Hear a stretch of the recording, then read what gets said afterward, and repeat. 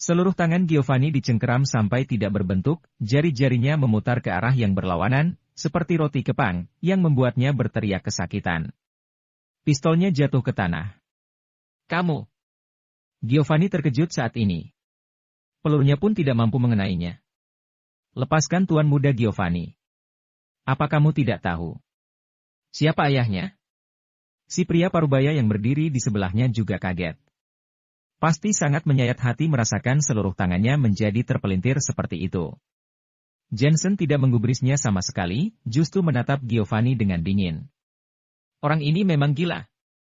Karena gagal mendapatkan Angelina, dia nekat menangkap orang-orang di sekitarnya untuk pelampiasan, sampai-sampai menggunakan pistol padanya. Melanggar hukum. Jensen tiba-tiba meraih telapak tangan Giovanni yang satu lagi dan mengerahkan profounki miliknya. Ah! Giovanni merasakan rasa sakit hanya dari energi yang dia keluarkan, bukan energi yang dia serap. Tangan kirinya tampak seperti lilitan, tulangnya juga patah dan bengkok. Inilah yang disebut 10 jari terhubung ke jantung, rasa sakitnya tak terlukiskan, seolah-olah seluruh tubuh kesakitan. Jika masih berani menyakiti orang dengan sengaja, aku sarankan kamu untuk menyerahkan diri. Pria parubaya sebenarnya takut, lagi pula mana berani dia menangkap Jensen? Tetapi bagaimanapun juga dia berasal dari timur laut, pasti kelompok militer akan mendukung di belakangnya. Ho, untuk apa aku menyerahkan diri pada kalian? Jensen menatap mereka dengan samar. Tentu karena kamu secara ilegal melakukan malpraktik di rumah sakit cabang, terlebih lagi sengaja melukai orang. Jangan kira kamu dapat melakukan apapun yang kamu inginkan hanya karena memiliki beberapa keahlian. Kami ini dari militer timur laut? Teriak pria parubaya dengan datar. Dia percaya, kata-kata militer timur laut cukup membuat Jensen takut. Namaku Jensen. Pergi dan cari tahu nama Ketua Asosiasi Kedokteran Nasional Huasia. Jensen berkata dengan samar, juga, tanyakan tentang dokter di wilayah militer Huasia Utara. Jensen? Pria parubaya mengerutkan kening dan berkata dengan dingin, jangan menipuku. Apa kamu pikir aku bodoh? Dia melirik anak buah di belakangnya, sambil berkata, telepon kantor pusat dan tanyakan. Baik.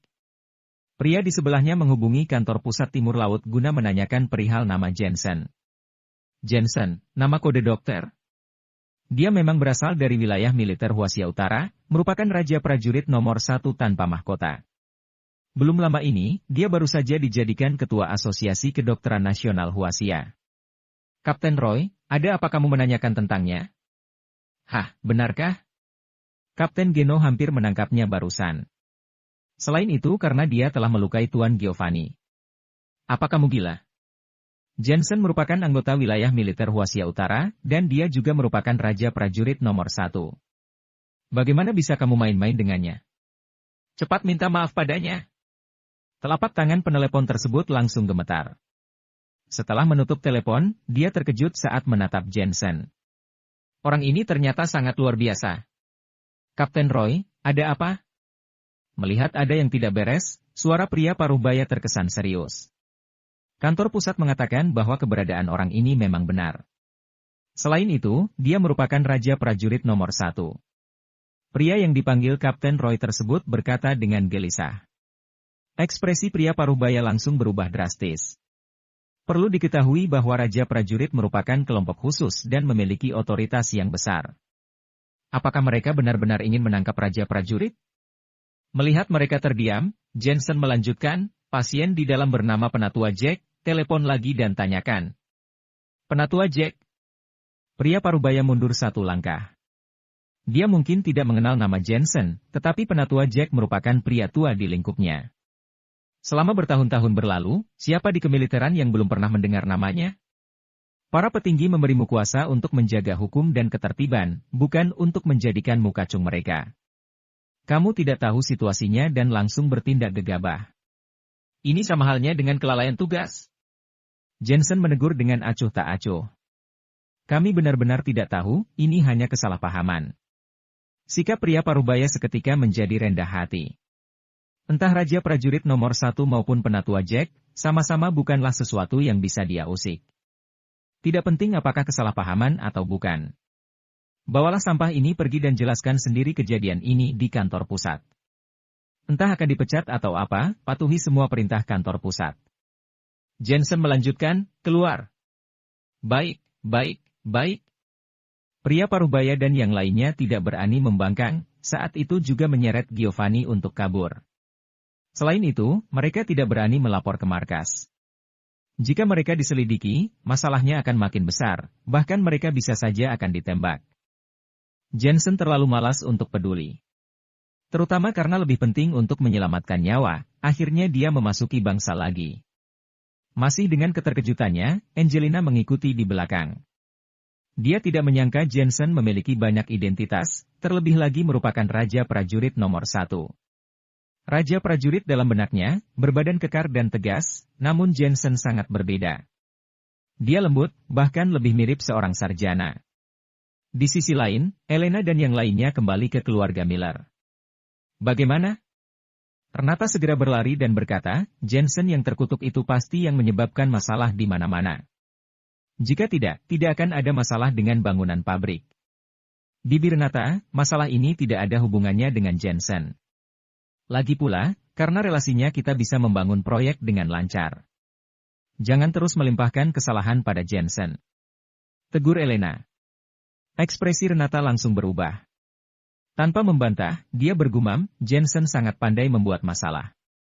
Selalu ada orang lain yang datang setelah dia.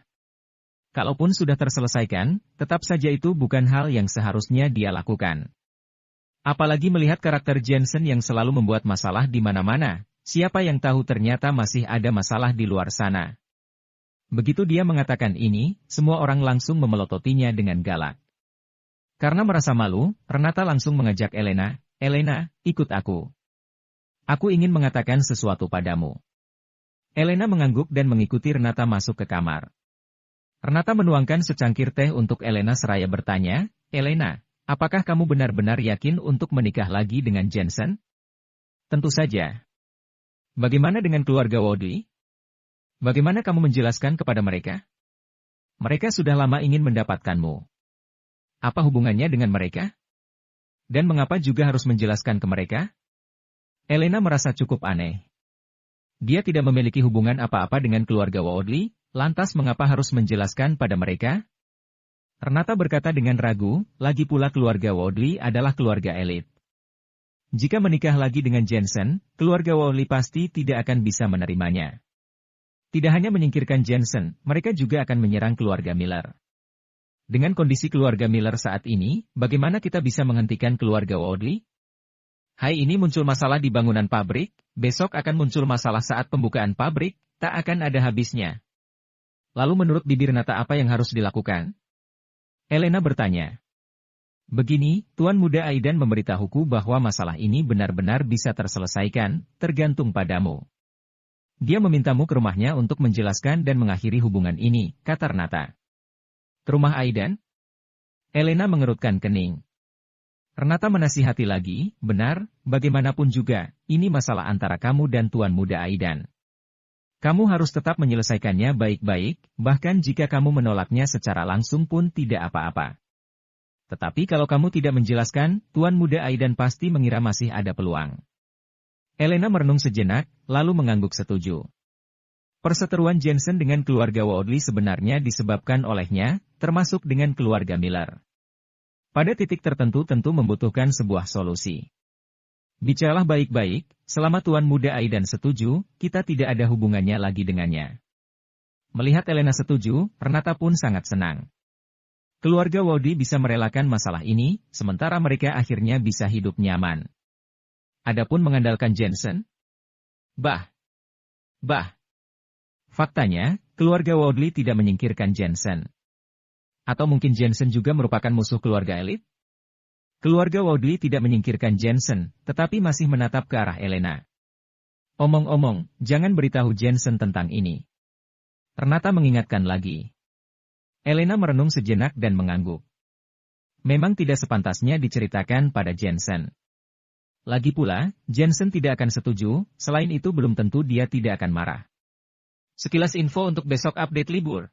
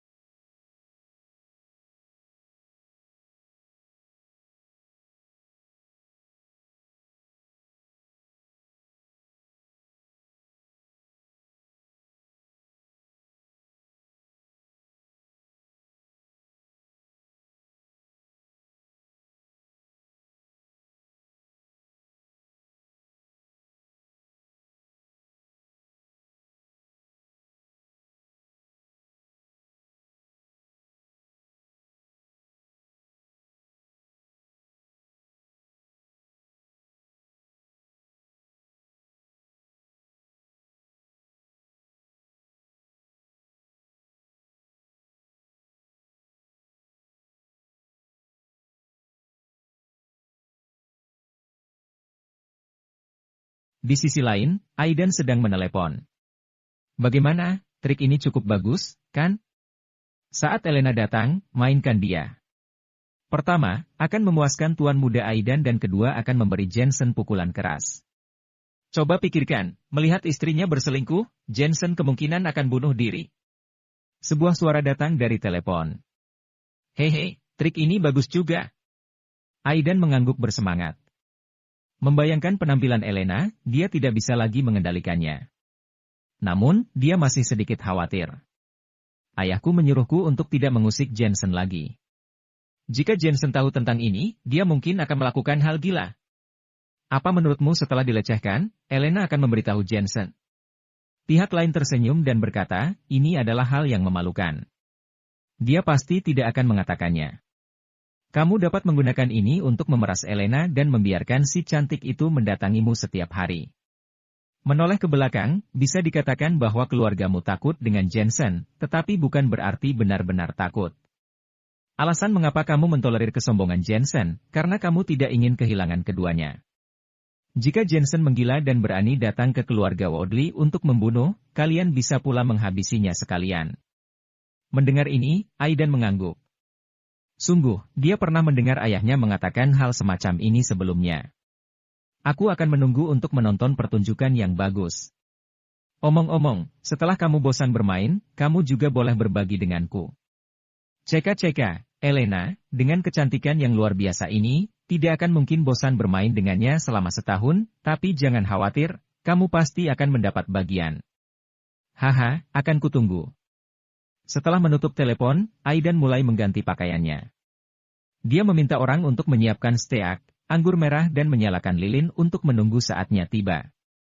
Waktu berlalu dengan tenang, Elena datang ke keluarga Woodley mengenakan gaun.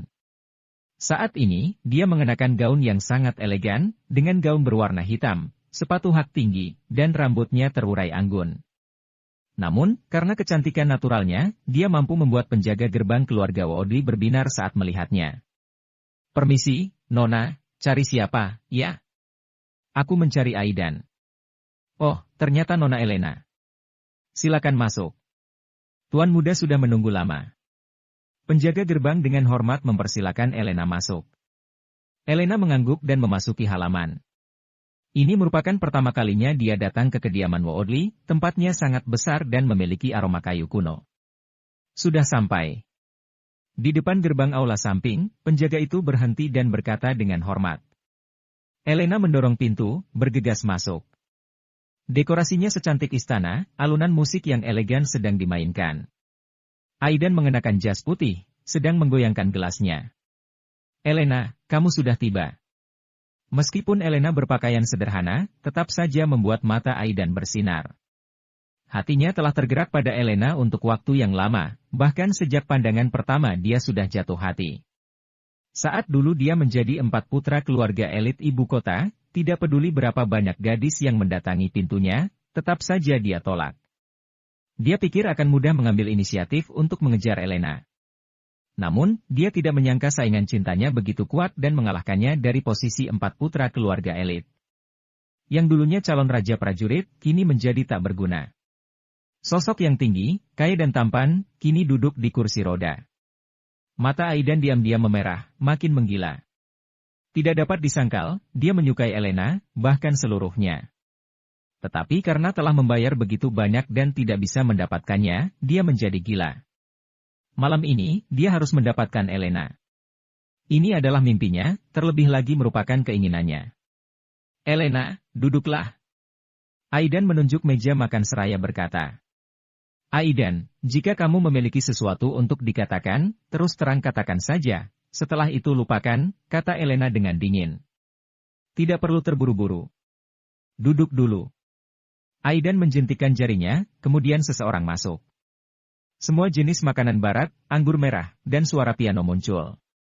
Harus dikatakan bahwa suasana saat ini sangat romantis. Elena mengerutkan kening. Setelah datang ke sini, nyatanya dia merasa sangat tidak nyaman, tetapi perseteruannya dengan Aidan harus benar-benar berakhir. Dia duduk dan berkata, Aidan, aku dan Jensen akan menikah lagi. Aku dan kamu mustahil bisa bersama. Setelah jeda, nadanya melambat, agar tidak membuat Aidan kecewa. Aku sangat tersanjung kamu dulu pernah menyukaiku, tapi aku sudah bersuami. Selain itu, aku tidak bisa memaksamu untuk menerima hal ini. Walaupun aku belum menikah, mustahil aku bisa bersamamu. Aku harap kamu bisa mengerti. Kali ini, aku ingin mengakhirinya. Aku harap kamu tidak akan menggangguku dan keluarga Miller lagi. Kita tetap masih bisa berteman. Mendengar kata-kata ini, Aidan masih tersenyum, tetapi api cemburu di hatinya bahkan lebih kuat dari sebelumnya. Setelah mengatakan begitu banyak, bukan berarti dia tidak bisa dibandingkan dengan Jensen. Elena, wanita bodoh ini, memangnya apa bagusnya Jensen? Membayangkan wanita yang paling dicintainya hidup bersama Jensen, hatinya merasa terpotong-potong. Aidan memaksakan senyum seraya berkata, aku mengerti. Itu sebabnya aku mengundangmu untuk makan. Toh, aku juga pelamar kamu, kan? Baguslah kalau kamu paham. Suara Elena tidak begitu acuh tak acuh. Setelah makan, Aidan akan merelakanku, jadi mari turuti dia. Ayo, kita minum. Aidan mengangkat cangkir anggur di tangannya. Elena mengangguk, mengambil gelas dan menyesapnya. Aidan mulai memakan steak dan berkata sambil makan, Elena, kamu adalah gadis yang baik. Tidak hanya cantik, tapi kamu juga sangat bertalenta, juga idola di hati setiap pria. Setiap orang punya kekurangan. Hanya saja, kamu tidak melihat kekuranganku. Elena terus memakan steaknya. Apa kamu punya kekurangan? Aku pikir kamu sempurna. Aidan mengangkat gelasnya dengan elegan. Elena meneguk anggur merah lagi dan menjawab santai, tidak ada yang sempurna. Kepribadianku sangat buruk. Aku tidak banyak bicara, aku tidak suka komunikasi dan aku sadar diri bahwa mungkin tidak cocok untuk tuan muda Aidan. Jadi, apa yang kamu lihat hanyalah sampulnya saja. Hehe. Aidan tersenyum tanpa membantah. Keduanya terdiam lagi. Lagi pula, Elena tidak mudah berkata-kata, dia bahkan tidak tahu harus berkata apa kepada orang yang tidak disukainya. Elena, aku sangat menyukaimu. Bagaimana jika aku masih tidak bisa melepaskanmu? Setelah 10 menit berlalu, Aidan berkata seraya mendongak menatap Elena. Tuan muda Aidan, kamu terlalu banyak minum. Ekspresi Elena menjadi dingin seketika. Tidak, aku tidak terlalu banyak minum. Terus terang saja.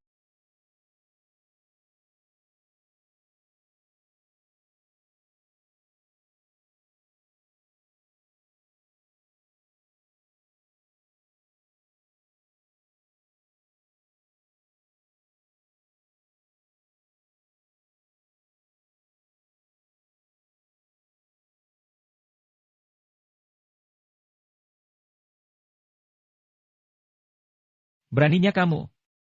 Elena tampak geram. Bagaimanapun, dia merupakan raja prajurit, sementara Aidan hanyalah seorang cacat. Namun, saat dia hendak melakukan beberapa gerakan, tiba-tiba sekujur tubuh merasa lemah dan duduk kembali di kursi. Apakah kamu merasa tidak memiliki kekuatan? Melihat sosok Elena yang lemah, Aidan bahkan lebih bersemangat. Apa yang terjadi?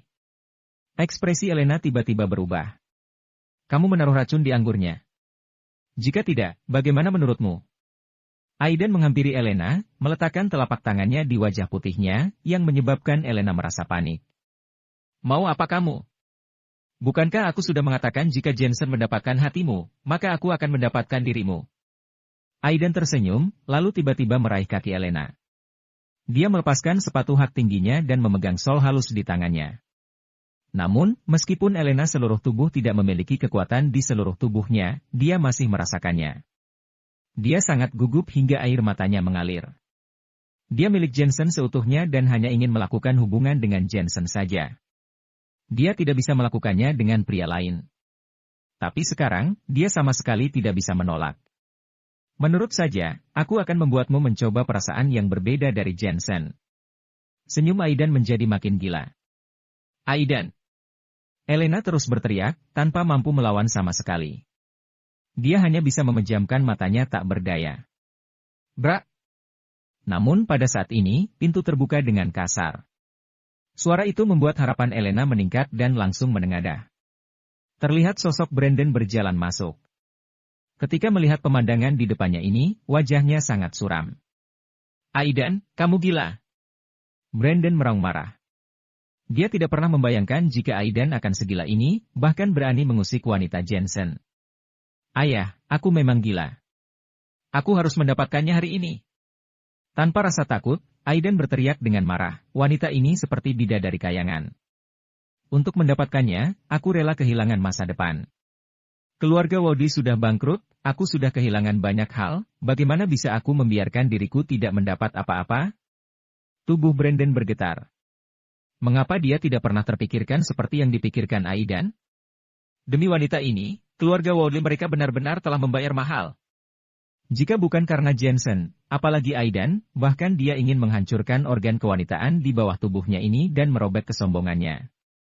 Jensen bukanlah seseorang yang bisa kita usik, wanitanya juga tidak bisa seenaknya disentuh. Meski begitu Brandon masih sedikit tenang. Ayah, aku tahu Jensen sangat kuat. Tapi apakah keluarga kita benar-benar harus takut padanya? Sekalipun bertarung, apakah kita pasti akan kalah? Ujar Aidan dengan tidak yakin. Brandon hanya diam. Gurunya Michael sudah mengatakan bahwa di belakang Jensen ada dukungan dari keluarga Iwon. Tapi sejauh mana keluarga Iwon akan membantu Jensen? Siapa yang tahu? Mungkin itu hanya bantuan kecil saja, kan? Di belakang keluarga Wody ada sekte Bangau Putih. Selain itu mereka juga merupakan keluarga elit yang sama-sama tidak lemah. Sekte Bangau Putih mengatakan kepada keluarga Wody untuk tidak mencari masalah dengan Jensen, tapi bukan berarti mereka takut dengan Jensen. Ayah, kami adalah keluarga Wody. Bagaimana kita bisa takut pada orang sepele seperti Jensen? Melihat ayahnya hanya diam, Aidan kembali melanjutkan, apalagi, selama tidak mengatakan apapun tentang wanitanya, apakah Jensen bisa tahu? Selain itu, apakah Elena berani mengadu? Seluruh tubuh Brandon kembali bergetar. Apakah Elena berani mengadu? Ini bukanlah hal yang terpuji, Elena tentu saja tidak akan berani melakukannya.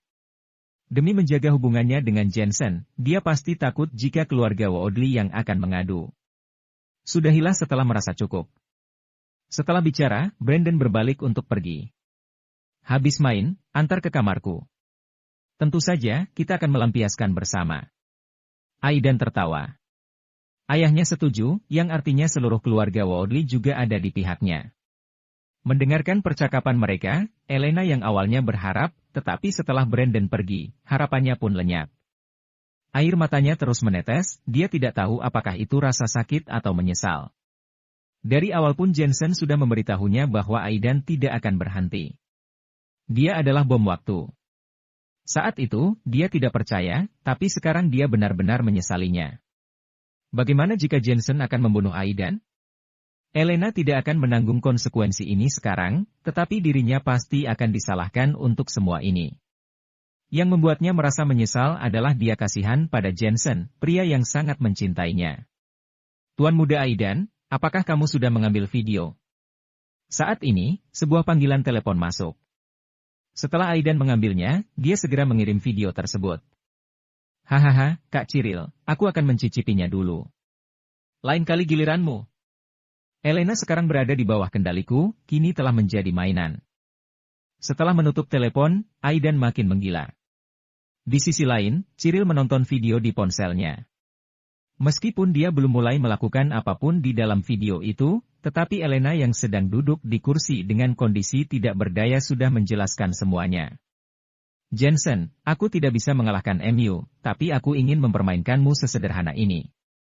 Setelah mencibir, dia mengirimkan video itu pada Jensen. Faktanya, Aidan memang sangat gila, itulah sebabnya dia menabur perselisihan. Saat ini, Jensen masih mengobati penatua Jack di sanatorium cabang militer.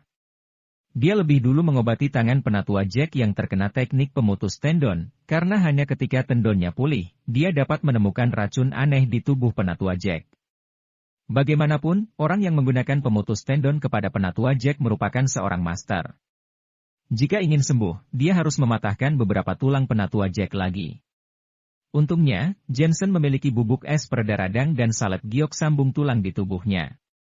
Dengan begitu, setelah mematahkan tulang penatua Jack, maka akan tersambung kali secara cepat. Setelah semuanya selesai, kini yang tersisa hanyalah racun di tubuh penatua Jack. Jensen mengeluarkan pil 9 revolusi dan memasukkannya ke dalam mulut penatua Jack demi menyelamatkan nyawanya. Saat ini, masih belum diketahui racun macam apa itu. Untuk amannya, hal pertama yang harus dilakukan adalah menyelamatkan nyawa. Jangan biarkan siapapun menggangguku. Jensen menjelaskan kepada Angelina seraya menuangkan Profounti ke dalam tubuh penatua Jack untuk mencari sumber racun. Racun penatua Jack jelas bukan racun biasa, jadi tidak bisa jika hanya disembuhkan dengan cara biasa. Profounti masuk dan terus-menerus mengalir melalui anggota badan serta tulang penatua Jack. Di area jantung, lagi-lagi Jensen merasakan adanya racun. Racun yang bergerak tersebut bukanlah racun murni, bahkan seperti memakai teknik misterius. Pengguna racun ini merupakan master, dia tentunya jago tentang pengobatan tradisional, bahkan lebih jago lagi dalam teknik Xuan. Jensen memunculkan teknik akupunkturnya di tangan kiri, dengan cepat dia melemparkannya keluar dan mendarat ke sejumlah titik akupunktur di dada penatua Jack. Kemudian, dia mengeluarkan kompas Feng Shui leluhur dan menempelkannya di kepala penatua Jack. Ini juga pertama kalinya dia menggabungkan keterampilan medis dengan teknik Xuan. Setelah melakukan semua ini, telapak tangan misterius yang berada di area jantung tiba-tiba menjadi sunyi, seolah-olah telah tertidur lelap. Telapak tangan tampak seperti cairan dan gas, sungguh aneh sekali. Dengan melemahnya telapak tangan ini, Jensen melilitkan Profounti di area tersebut, lalu dengan lembut menariknya keluar. Kondisi telapak tangan itu sedang memegang jantung, jadi tidak mudah untuk mencabutnya.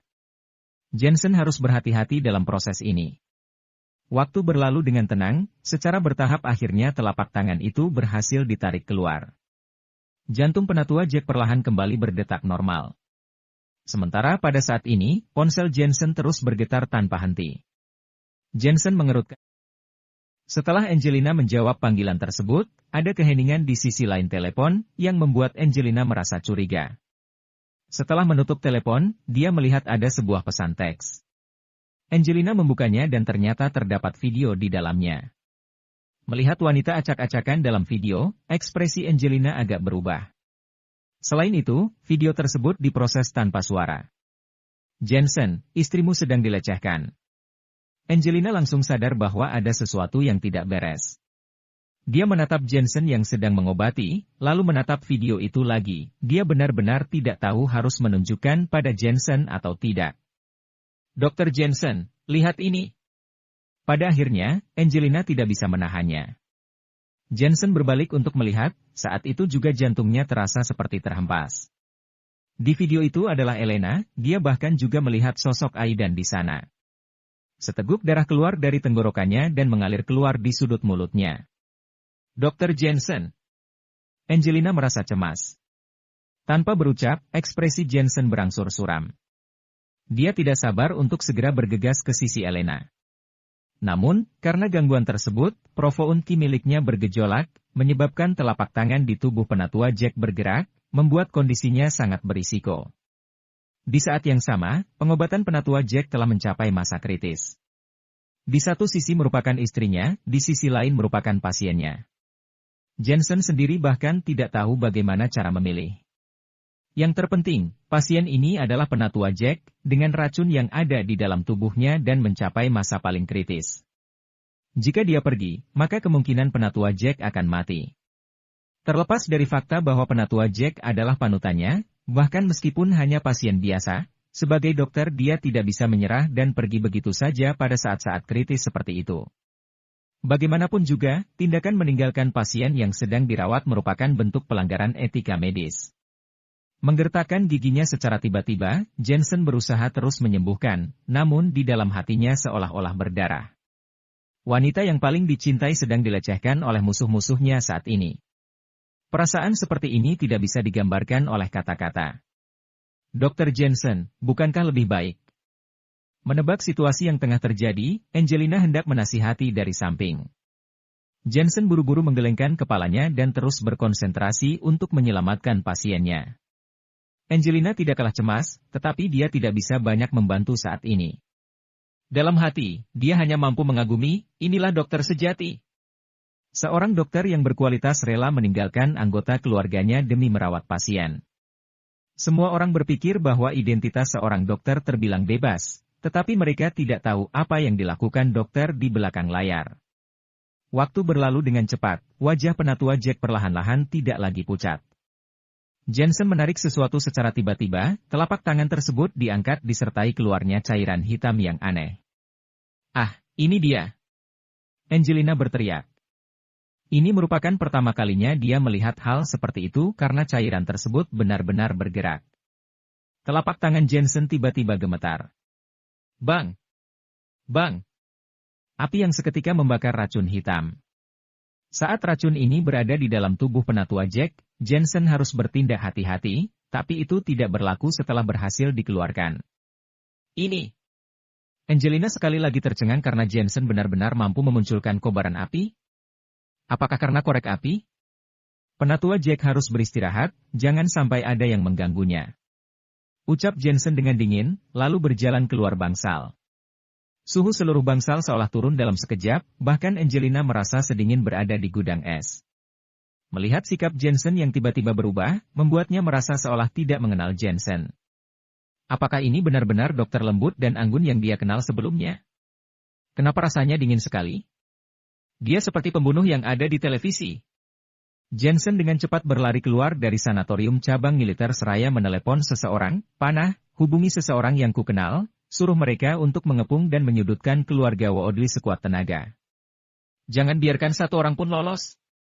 "Tuan Jensen, apakah kamu yakin?" "Tentu." Jensen menutup telepon. Tanpa memedulikan keterkejutan orang-orang, dia menggunakan kemampuan supernya dan langsung bergegas mendatangi keluarga Woodley. Sial, apa ini? Bahkan lebih cepat dari mobil. Itu manusia. Apakah sedang syuting televisi? Teknologi tinggi. Saat Jensen menyeberangi jalan, sejumlah besar orang terkejut, karena kecepatan Jensen telah mencapai 70-80 per jam, bahkan mobil-mobil di jalan pun tidak mampu mengejarnya. Hal yang paling menakutkan adalah kecepatan seperti itu bertahan cukup lama, bukan kekuatan ledakan yang instan. 15 menit kemudian, sampailah di depan kediaman Woodley, Jensen pun bergegas tanpa pikir panjang. "Siapa kamu?" "Ini adalah kediaman Woodley, cepat pergi." Penjaga itu berteriak sambil mengeluarkan senjatanya. Sebagai keluarga elit, keluarga Woodley berhak untuk memakai senjata. Melihat bahwa tamu itu tidak baik-baik saat datang, mereka menggunakan kekuatan satu demi satu. "Bu! Bu!" Jensen dengan cepat melewatinya disertai serangan pukulan darinya. Darah pun menyembur. Pukulan ini sama kuatnya dengan bazooka. Para penjaga terlempar ke dinding, yang menyebabkan seluruh dinding runtuh. Dalam kegilaannya, Jensen sama sekali tidak menunjukkan belas kasihan. Seseorang memaksa masuk. Penjaga yang jatuh entah masih hidup atau sudah mati, tetapi salah seorang penjaga lain mengeluarkan walkie-talkie dengan susah payah dan juga membunyikan alarm. Alarm ini terhubung ke seluruh petugas keamanan kediaman Woodley. Begitu berdering, banyak sekali master yang bergegas keluar. Keluarga Woodley adalah salah satu dari 8 keluarga elit ibu kota, pastinya mereka sangat kuat. Tentu saja, mereka hanya menargetkan keluarga biasa. Bagi master sejati, petugas keamanan ini hanya seperti kertas. Langkah Jensen mulai melambat dan dia akhirnya berjalan kaki. Masalah utamanya adalah kediaman Woodley terlalu besar, dia tidak tahu di mana Elena berada. Sejumlah besar master bersenjata lengkap bergegas ke arahnya. Seorang penjaga keamanan mengangkat senjatanya dan berkata pada Jensen, "Siapa kamu? Di mana Elena?" Suara Jensen rendah seperti guntur. "Elena siapa? Cepat jongkok di tanah dengan tangan terangkat tinggi di atas kepalamu atau kami akan menembakmu," kata pihak lawan dengan dingin. "Saat." Jensen mengibaskan lengannya seolah sedang mengusir lalat. Profounki yang ditembakkannya kuat berubah menjadi pedang. Srek! Srek! Lebih dari belasan orang membeku di sana, tangan mereka masih memegang senjata ke arah Jensen, namun tak lama kemudian tubuh bagian atas mereka terlepas. Semua orang di sekitar menoleh. Jurus macam apa ini? Apakah itu sihir? Semuanya, bergerak! Bagaimanapun, mereka bukan penjaga keamanan biasa. Mengetahui bahwa Jensen adalah orang seperti itu, tentu tidak perlu mengingatkan mereka lagi. Saat pedang Profounki menebas, membuat belasan orang lainnya tidak bergerak. Darah pun mengalir di seluruh tempat. Pupil penjaga keamanan yang tersisa bergetar seketika. Meskipun mereka semua pernah menyaksikan adegan besar, tetapi ini adalah pertama kalinya melihat teknik pembunuhan seperti itu. Menakutkan. Di mana Elena? Jensen masih terus bergerak maju, namun tidak ada yang berani menghentikannya. Jensen, beraninya kamu membunuh orang di kediaman Woodley? Saat ini, Brandon datang berlari dengan beberapa master. Para master ini bukan lagi petugas keamanan biasa, tetapi ahli seni bela diri. Sebelumnya, para petugas keamanan itu baru saja diberhentikan dari pasukan khusus dan tentara bayaran. Di mana Elena? Jensen menatap Brandon dengan dingin. Hanya dengan pandangan sekilas, Brandon bergidik tanpa sadar. Belum lagi saat melihat mayat yang tersebar di seluruh tanah, sebagian besar hatinya langsung membeku. Dia sebenarnya tidak menyangka Jensen akan datang. Lagi pula, tidak ada yang mengatakan apa-apa tentang ini. Elena apa? Aku tidak tahu. Cepat pergi sana. Brandon tentu saja tidak akan mengakuinya. Jensen mengibaskan lengannya lagi. Grup. Beberapa master di sebelah kiri Brandon terjatuh seketika, bahkan kepala mereka terbang mirip urinal. Kematian sudah dekat, perasaan ini sungguh tak terlukiskan. Pupil Brandon terus bergetar. Untuk pertama kalinya, dia merasa Jensen sangatlah menakutkan. Seolah-olah orang ini adalah dewa pembunuh yang turun dari medan perang. Beritahu tim untuk datang. Brandon tidak berani bergerak. Dia hanya berkata lirih, karena takut jika bergerak, kepalanya akan dipenggal oleh Jensen. Seorang pria tua di sebelahnya dengan cepat memutar telepon, buru-buru menyampaikan dengan ekspresi serius, "Tuan, kediaman Woodley telah diblokir, jadi tidak bisa melakukan panggilan."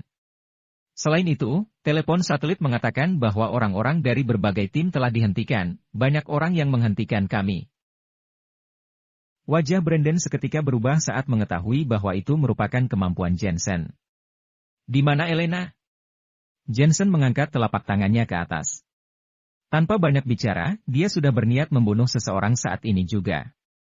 Jensen, apa gunanya menanyakan pertanyaan semacam ini pada kami? Brandon berteriak dingin. Nyatanya, dia juga sangat dirugikan. Setelah terakhir kali Jensen mencakarnya, kali ini dia berani menginjaknya di gerbang kediaman Woodley. Sebagai kepala keluarga, dia tidak bisa berbuat apa-apa, bahkan tidak berani bertindak apapun. Ini sungguh sangat memalukan. Dengan melambaikan lengannya, Jensen mengumpulkan profound key miliknya dan kembali membunuh master yang ada di samping. Bu!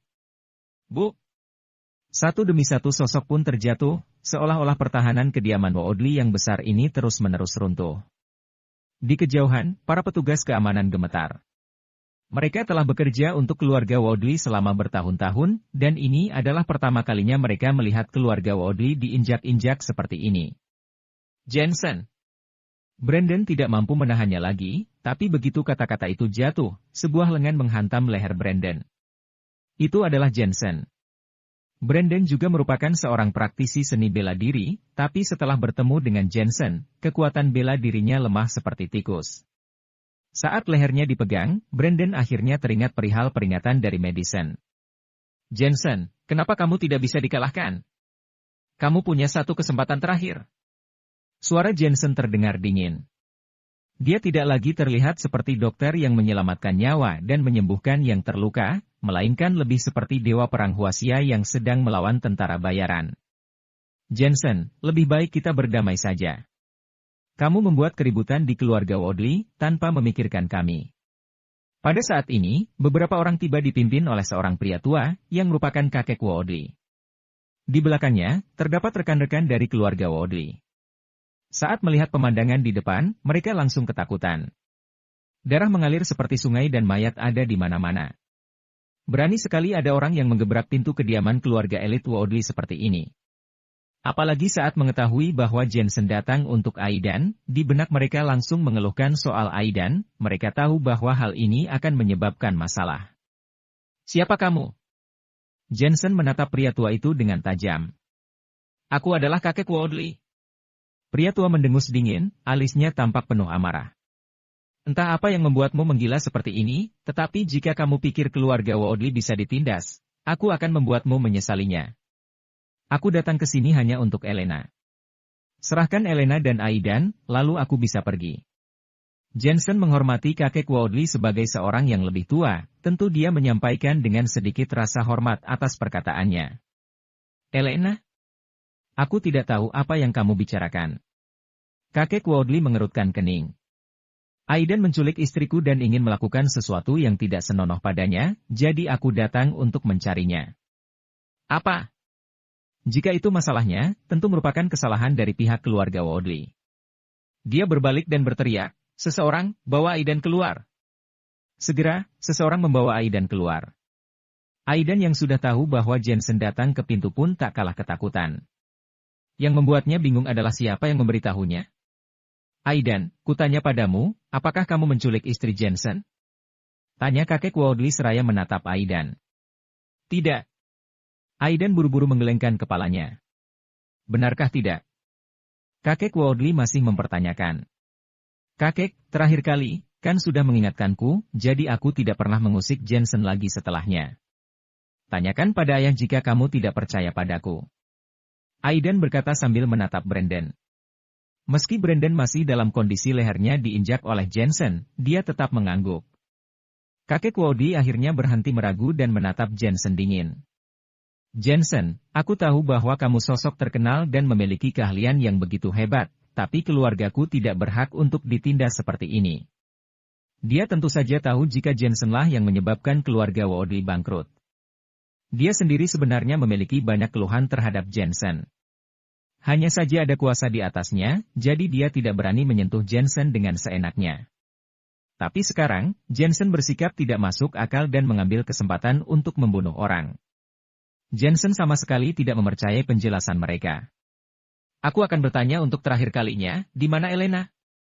Kakek, kita tidak membuat masalah, dia saja yang berulang kali bicara bohong dengan sangat angkuh.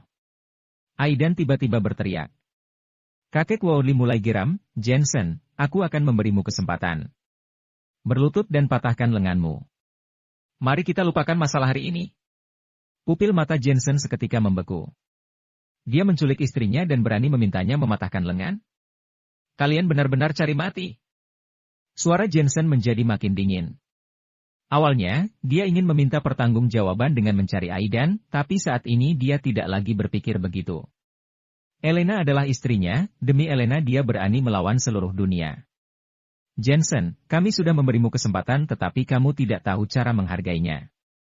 Apa kamu sungguh berpikir keluarga kami takut padamu?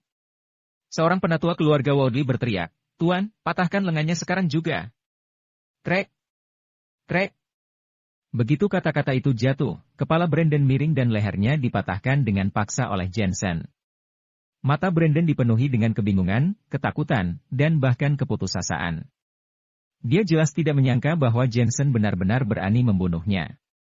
Keluarga Woodley hanya terdiam, tak lama dari itu jantung orang yang tak terhitung jumlahnya berdetak dengan kencang dan napas mereka pendek. Patria, tewas! Jensen sama sekali tidak memiliki rasa takut. Jika dia mengatakan bunuh, maka dia akan membunuh, meskipun di depan mereka semua. Sebuah kemurkaan, demi wanita cantik. Pada saat ini, di luar kediaman Woodley, berbagai kekuatan sedang berkumpul, mulai dari panah berserta anak buahnya, ada juga Fajra Agung, dan masih banyak lagi. Setelah mengetahui kabar tersebut, mereka sangat terkejut. Bagaimanapun juga, itu merupakan seorang pemimpin dari keluarga elit, yang mana hanya dengan menggerakkan kakinya saja, akan menjadi sosok yang bergejolak di ibu kota. Pada saat yang sama, keluarga Carson juga menerima kabar tersebut, mereka hanya diam tanpa kata. Jensen, kali ini aku benar-benar marah. Kakek Woodley menghela napas. Ini bukanlah hasil yang ingin dilihatnya, tapi dia percaya bahwa Jensen melakukan ini pasti ada alasannya. Hanya bisa dikatakan bahwa keluarga Woodley sedang menghadapi bencana. Ayah. Pada saat ini, suasana hatinya berkecamuk Aidan saat menatap Brandon dengan leher yang miring. Dia sudah lama mengetahui bahwa Jensen segila itu, tapi masih saja meremehkannya. Jensen, kamu dan keluarga Woodley akan tetap bermusuhan. Dia meraung, suaranya dipenuhi amarah, bahkan melebihi suara hancurnya kapal. Jensen. Semua keluarga Woodley terkejut dan mereka pun juga meraung-raung. Suasana hati mereka saat ini hanya bisa dijelaskan oleh satu kata, yaitu kaget. Beraninya kamu membunuh anakku. Kakek Woodley menghela napas panjang. Dia menyaksikan anaknya lebih dulu meninggal sebelum dirinya. Pengalaman semacam ini sulit dilukiskan dengan kata-kata. Dia benar-benar membenci Jensen. Tidak masuk akal, jika berkata bunuh maka akan benar-benar membunuh. Apakah toleransi yang berulang-ulang diberikan oleh keluarga Woodley membuat Jensen merasa keluarga Woodley bisa ditindas seenaknya? Siapapun yang membunuh Jensen akan mendapat hadiah 1 miliar. Kakek Woodley mengubah ketenangan pensiunnya dari dunia Jianghu, seperti singa yang terbangun. Masih banyak para master yang ada di pihaknya. 1 miliar tentu menggerakkan hati orang-orang, satu persatu dari mereka mulai menyerang Jensen. Jika kamu tidak menyerahkan Elena, aku akan menghancurkan seluruh keluargamu. Jika menyangkut istrinya, Jensen juga seperti orang gila. Profounki dikerahkan, beberapa bilah melesat ke arah keluarga Woodley. Sat! Bilahnya setajam alat pemotong mesin, yang bisa memotong semuanya. Grup! Lagi-lagi, para master lainnya jatuh. Bunuh! Kakek Woodley, seperti tokoh penguasa negeri, dia hanya melambaikan tangannya tanpa bergerak. Bunuh dia! Aidan meraung marah. Dia tidak percaya bahwa Jensen mampu melawan hanya seorang diri. Sat! Namun, sebelum para master ini bergerak, pedangnya lebih dulu menebas, yang membuat banyak orang kehilangan nyawa. Camerald, aku perintahkan kamu segera datang untuk bala bantuan. Tidak ada perubahan dalam ekspresi kakek Woodley. Selama dia melewati badai, belum pernah melihat kejadian seperti ini sebelumnya. Hanya Jensenlah yang mampu mengguncang keluarga Woodley.